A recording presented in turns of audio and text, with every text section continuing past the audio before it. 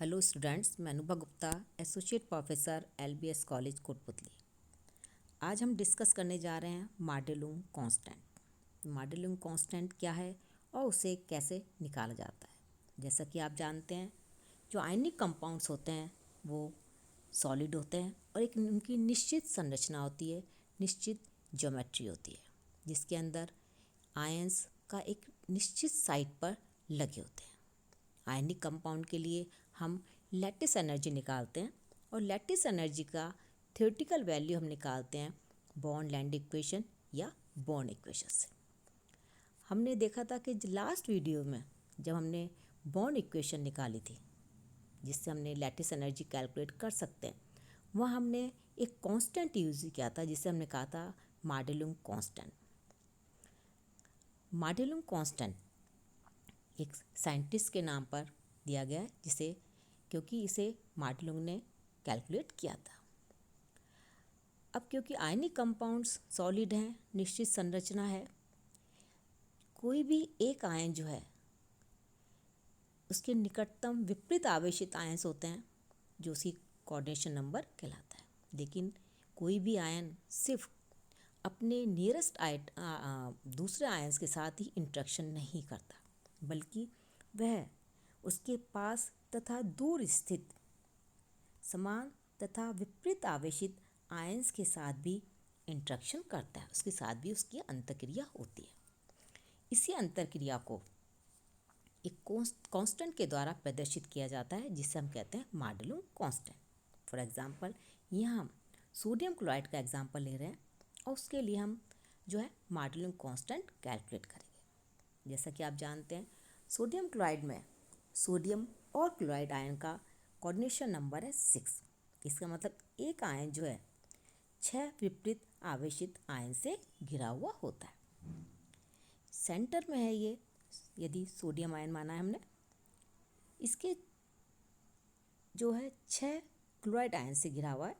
ये 6 आयन है, 1 2 3 4, एक ऊपर और एक के नीचे, तो एक अष्टफलकीय संरचना बन जाती है।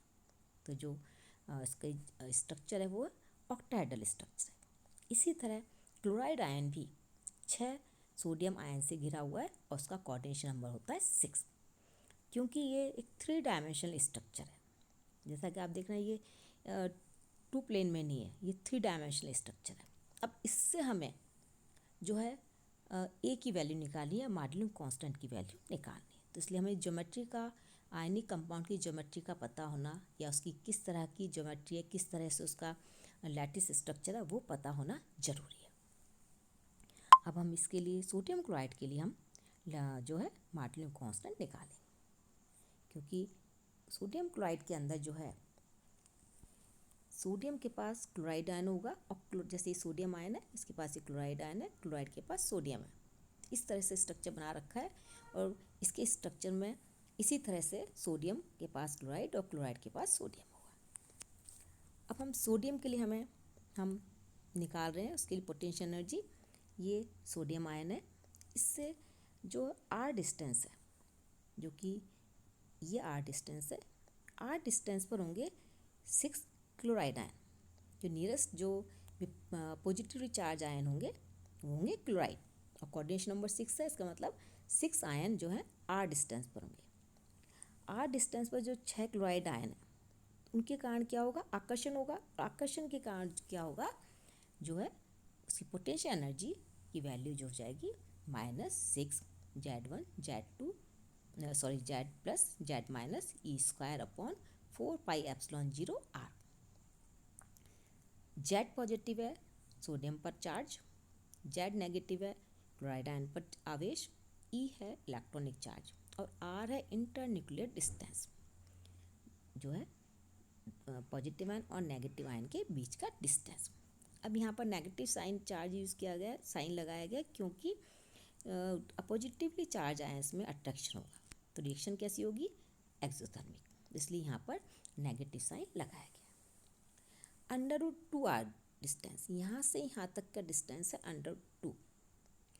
√2r डिस्टेंस पर इस सोडियम से √2r डिस्टेंस पर होंगे 12 सोडियम आयन। अब इन 12 सोडियम आयन के कारण क्या होगा, रिपल्शन होगा, कि सेम चार्ज है, पॉजिटिव पॉजिटिव। अब इन 12 आयन के कारण जो रिपल्शन होगा वो किसके बराबर होगा, 12 Z positive Z negative E² upon 4πε0 under 2r। The under 2r distance पर 12 सोडियम आयन के कारण रिपल्शन है।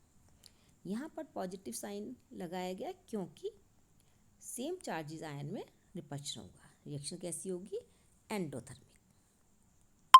इसी तरह हर डिस्टेंस पर जो है, जैसे ये √3r डिस्टेंस है, ये √4r मतलब 2r डिस्टेंस के बराबर हो गया, √5r डिस्टेंस। तो इन सब के लिए हम पोटेंशियल एनर्जी निकालेंगे। √3r डिस्टेंस पर जो होंगे 8 क्लोराइड आयन, इन 8 क्लोराइड आयन के कारण क्या होगा, आकर्षण होगा। तो पोटेंशियल एनर्जी इसके इक्वेशन के अकॉर्डिंग हो जाएगी, जैसा कि हम पहले लिख रहे हैं, √3r डिस्टेंस पर हो गए 8 क्लोराइड आयन, √4r डिस्टेंस पर होंगे 6 sodium ion. Again sodium sodium ion में रिपल्शन होगा, पोटेंशियल एनर्जी बराबर होगी plus Z6 Z positive Z negative E² upon 4πε0 √4r। इसी तरह √5r डिस्टेंस पर होंगे 24 क्लोराइड आयंस और पोटेंशियल एनर्जी हो गई इसके बराबर। तो इन सबको यदि हम, ये इनफाइनाइट डिस्टेंस तक होगा, तो उसके कारण हमारे जो फाइनल इक्वेशन आएगी वो इक्वेशन हो जाएगी हमारे पास ये वाली,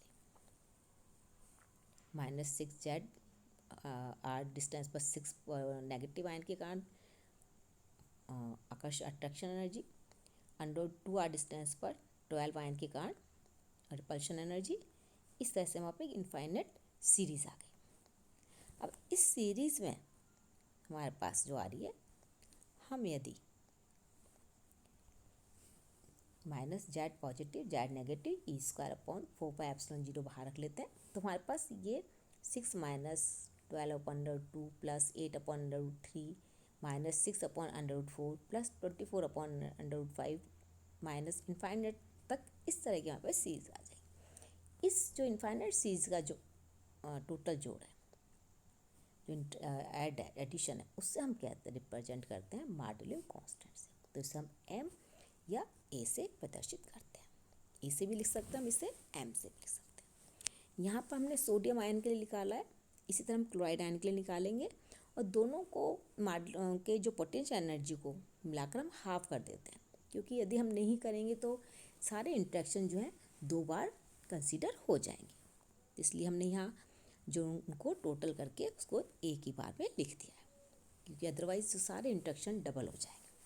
तो हमारे पास इस तरह से हम मॉडुलस कांस्टेंट निकाल सकते हैं। तो इस चीज़ को यदि हम सॉल्व करते हैं, तो जो ए की वैल्यू है जो हमारे पास, वो आती है 1.747। तो जो मॉडुलस कांस्टेंट, जैसे कि आप इसमें देख रहे हैं इक्वेशन, तो मॉडुलस कांस्टेंट क्या, इस सीरीज़ का एडिशन है, टोटल ऐड है। तो ये जो निर्भर किस पे नहीं कर रहा है, चार्ज पर डिपेंड नहीं कर रहा और इंटरन्यूक्लियर डिस्टेंस पर निर्भर नहीं कर रहा। तो मॉडुलस कांस्टेंट मेनली निर्भर करेगा उसके ज्योमेट्री पर। तो इस तरह से हम मॉडुलस कांस्टेंट निकाल सकते हैं। ये हम कुछ कंपाउंड्स के हमने मॉडुलस कांस्टेंट लिखे, जिंक की 2 संरचना वुडजाइट और ब्लेंड।